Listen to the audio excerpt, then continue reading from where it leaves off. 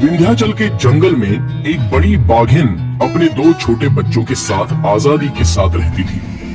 एक दिन उनकी आजादी पर ग्रहण लग गया। कुछ शिकारी वन में आए और उन्होंने बाघिन के बच्चों को अपने जाल में फंसाने की कोशिश की। बाघिन ने अपने बच्चों को बचाने के लिए जान की बाजी लगा दी, लेकिन सफल न हो सकी। बाघिन ने अपनी जान गंवा दी और उसके एक बच्चे को शिकारी पकड़कर ले गए। दूसरा बच्चा वहां से भाग निकला और झाड़ियों में छिप गया था, इसलिए बच गया। शिकारी चले गए और दूसरा बच्चा झाड़ियों से निकलकर सीधे अपनी माँ के पास पहुंच गया। माँ बेचारी अचेत पड़ी हुई थी, वो मर चुकी थी। माँ, शिकारी चले गए हैं, लेकिन मेरे भाई को भी ले गए। तुम जल्दी से उठ जाओ और भैया को शिकारियों से छुड़ा कर लेकर आओ। मुझे मेरा भैया चाहिए। माँ, तुम कुछ बोल क्यों नहीं रही हो? आंखें खोलो माँ। अरे, तुम्हारे शरीर से तो खून निकल रहा है। उन जालिमों ने तुम्हारे ऊपर बहुत बड़ा गहरा वार कर दिया है। मैं बड़ा होकर उन्हें मार दूंगा। भगवान, मेरी माँ को ठीक कर दो। एक हिरनी पास ही खड़ी थी और वो चली आई। उसे बाघिन के बच्चे पर बहुत दया आ रही थी। वो जानती थी कि बाघिन अब कभी नहीं बोल पाएगी। उसके प्राण निकल चुके थे। बाघिन का बच्चा फिर भी आस लगाए बैठा था।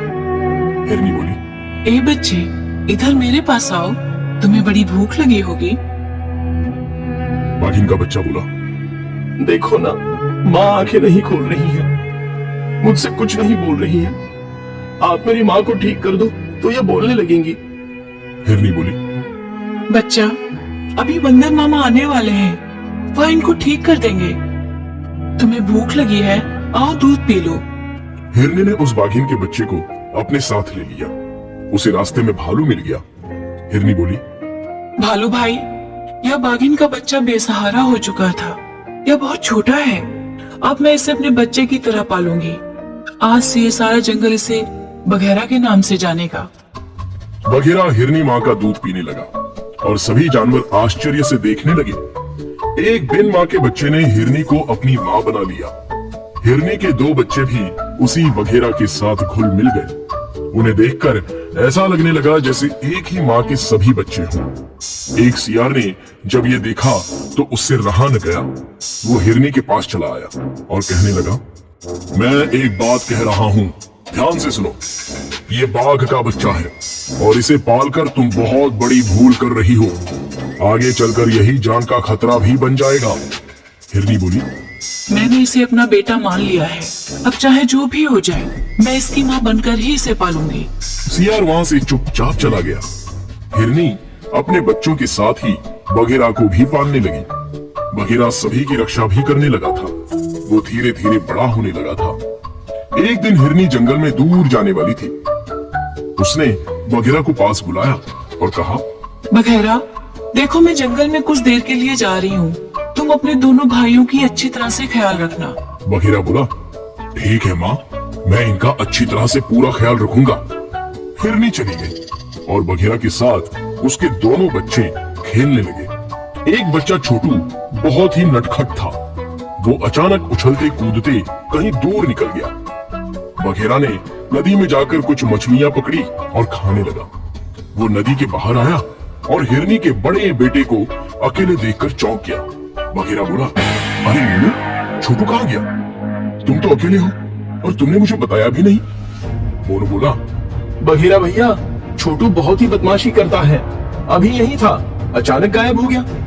उसने जाते समय मुझे बताया भी नहीं। चलो चलकर उसे ढूंढते हैं। बघेरा और मोनू मिलकर छोटू को ढूंढने निकल पड़े, लेकिन उसका कहीं भी पता नहीं चला।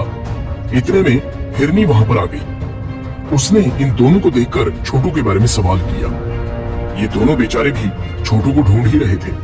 हिरनी बोली, अरे, तुम दोनों के साथ छोटू था, कहाँ चला गया?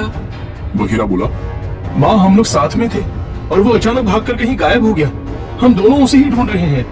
हिरनी बोली, बघेरा, मैंने उसे तुम्हारे भरोसे छोड़ा था और तुम उसका ध्यान नहीं रख सके? यह तुम्हारी सबसे बड़ी लापरवाही है। इतने में वहां पर सियार आ गया और उसने हिरनी को उल्टी पट्टी पढ़ानी शुरू कर दी। उसने हिरनी के मन में गहरी शंका डाल दी। हिरनी ने ध्यान से बघेरा का मुंह देखा तो मछलियां खाने के कारण खून लगा हुआ था। सियार बोला, देख लो हिरनी बहन, इस बघेरा के मुंह में खून लगा हुआ है। मुझे पूरा विश्वास है कि इसने ही छोटू को खा लिया है। तुमने इतने दिन तक सांप को दूध पिलाया और उसने तुम्हें डस लिया है। हिरनी ने सियार की बात पर यकीन कर लिया और बघेरा पर उसकी शंका विश्वास में बदल गई। वो गुस्से से उसे मारने लगी। तूने ही मेरे छोटू को मारा है। तू एक नंबर का गद्दार निकला। जिस थाली में खाया उसी में छेद कर दिया। मैं तुझे मार डालूंगी। बघेरा बोला, माँ, मैंने अपने भाई छोटू को नहीं मारा है। मैं तो अपने दोनों भाइयों से बहुत प्यार करता हूँ। हिरनी बोली, अपनी गंदी जबान से मुझे माँ कहकर मत बुला। तू मेरे लिए मर चुका है। मैं तेरा चेहरा भी नहीं देखना चाहती हूँ। मोनू बोला, माँ, बघेरा भैया ने छोटू को नहीं मारा है। बघेरा को बहुत कष्ट हुआ और वो वहां से चुपचाप चला गया। शाम हो गई और छोटू भटकता हुआ अपनी माँ के पास चला आया। उसे देखकर हिरनी बहुत खुश हो गई, लेकिन अपने किए पर उसे बहुत ही पछतावा हुआ। मैंने अपने बच्चे बघेरा के ऊपर झूठा इल्जाम लगाकर उसे यहाँ से जाने पर मजबूर कर दिया। वह बेकसूर था, लेकिन मैंने क्या किया? मैंने उस पर विश्वास नहीं किया। मैंने अपनी जिंदगी की बहुत बड़ी भूल कर दी। अब मैं उसे ढूंढ कर लाऊंगी। अपनी गलती के लिए उससे माफी मांगूंगी और पश्चाताप भी करूंगी। हिरनी अपने दोनों बच्चों को साथ लेकर बघेरा की तलाश करने लगी। वो और उसके बच्चे बघेरा को पुकार रहे थे, लेकिन उसका कहीं भी अता पता नहीं था। तीनों निराश होकर लौट आए। मेरा बेटा बघेरा न जाने कहाँ चला गया। पता नहीं उसने कुछ खाया भी होगा या नहीं। मोनू बोला, माँ, हमारे बघेरा भैया बहुत ही अच्छे हैं। आपने उन्हें बहुत ही तकलीफ पहुंचाई। इतने में एक आहट हुई। बघेरा की परछाई नजर आई। दोनों बच्चे उसके पास दौड़ पड़े। उन्होंने माँ को भी अपने पास बुला लिया। हिरनी बोली, बघेरा, मेरे बच्चे, मुझे माफ कर दो। मैंने तुझ पर अविश्वास करके बहुत बड़ी भूल की। तूने कुछ खाया भी नहीं होगा। चल, मैं पहले तुझे खाना खिलाऊंगी। हाँ, कितना चेहरा उतर गया है। मुझे क्षमा कर दे बेटा। तो बघेरा बोला, माँ, आप बड़ी हो, मुझसे क्षमा मत मांगो। मुझे आपसे कोई गिला शिकवा नहीं है।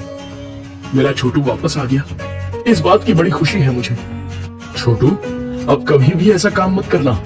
हमसे बिना पूछे दूर मत जाना। बघेरा और दोनों बच्चे हिरनी से लिपट गए और उनकी आंखों में आनंद भरे आंसू बह रहे थे।